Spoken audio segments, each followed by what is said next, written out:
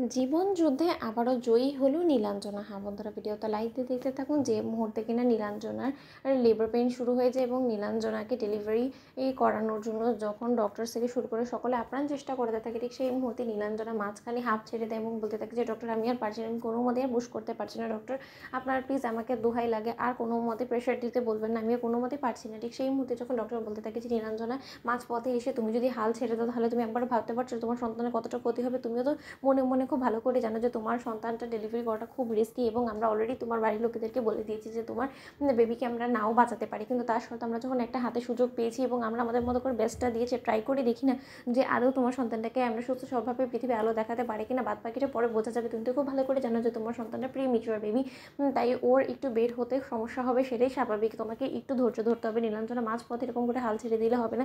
তুমি ভাবো যে সামনে তোমার অনেক বড় একটা যুদ্ধ চলে এসেছে এবং সেই যুদ্ধে তোমাকে যে করেই হোক না কেন জয়ী হতে হবে। ঠিক সেই সময় নীলাঞ্জনা যখন বলতে থাকে যে আমার জায়গায় যদি রায় দিদিভাই হতো তাহলে হয়তো বা রায় দিদিভাই দ্বারা এই কাজটা সম্ভব হতো, কিন্তু কোনো মতে আমার ধারে এটা সম্ভব হচ্ছে না ডক্টর। ঠিক সেই সময় এই কথা বলেই যখন নীলাঞ্জনা অজ্ঞান হয়ে পড়ে, ঠিক সেই সময় ডক্টররা আরও বেশি উদ্বিগ্ন হয়ে পড়ে এবং বলতে থাকে যে ও মাই গড, পেশেন্ট তো একদমই সেন্সলেস হয়ে পড়েছে, এবার আমরা কী করবো, যে কোনো মূল্যে হোক না কেন আমাদেরকে ইমিডিয়েট ওনার ডেলিভারিটা করতে হবে। অন্যদিকে যখন নীলাঞ্জনার সিক্স সেকশনের মাধ্যমে বেবিটা ডেলিভার করা হয় এবং ডেলিভারি করা মাত্রই যখন বেবির কোনোরকম কোনো রেসপন্স না পাওয়া মাত্র ডক্টর বলতে থাকে যে ও মাই গড, বেবি কাঁদছেও না, কোনো সারা শব্দ দিচ্ছে না, এটা কী করে হতে পারে।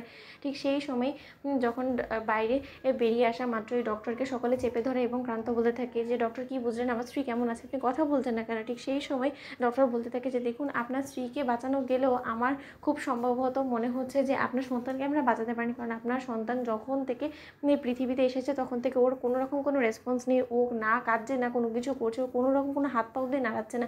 সেই ক্ষেত্রে আমি যে কী বলবো আমি আসলে নিজেও বুঝে উঠতে পারছি না। ঠিক সেই সময় ক্রান্ত বলতে থাকে যে ডক্টর আমাকে কি প্লিজ একবার আমার সন্তানকে আমার কোলে দেওয়া যায়। ঠিক সেই সময় ডক্টর বলতে থাকে যে দেখুন, যেখানে আমরা চেষ্টা করে পারছি না সেখানে আপনি কি করবেন, তাও আপনার যখন এতটাই ইচ্ছা হচ্ছে আমি আপনাকে দিচ্ছি। ঠিক সেই সময় ক্রান্তের কোলে যাওয়া মাত্রই যখন ক্রান্ত ওর সন্তানকে বলতে থাকে যে তুমি পৃথিবীতে এসেছো অথচ আমাদের সকলকে মায়া লাগিয়ে তুমি এত সহজে চলে যাবে পৃথিবী থেকে, সেটা কি করে হতে পারে বলো তো। ঠিক সেই সময় হঠাৎ করে যখন ক্রান্তের অনেক চেষ্টার পরে ক্রান্তের সন্তান জেগে ওঠে এবং কাঁদতে থাকে, ঠিক সেই সময় ডক্টর বলতে থাকে যে ইটস মিরাকল, ও জন্মানোর পর থেকে ও বিন্দুমাত্র কাঁদেনি, অথচ সে তার বাবার কোলে যাওয়া মাত্র সে কেঁদেছে। সত্যি এরকম দৃশ্য খুব কমই দেখা যায়।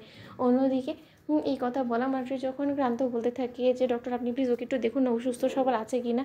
অন্যদিকে ডক্টর বলতে থাকে যেহেতু ও কাজে রেসপন্স করছে তার মানে তো এটা স্বাভাবিক যে ও সম্পূর্ণরূপে সুস্থ আছে। ঈশ্বরের পরম আশীর্বাদ আছে আপনাদের উপরে, যে যার কিনা বেঁচে থাকারই কথা না সে বেঁচে আপনার সঙ্গে আপনার কাছে আছে। তো বন্ধুরা লাইক এবং শেয়ার করে সাবস্ক্রাইব করতে ভুলো না।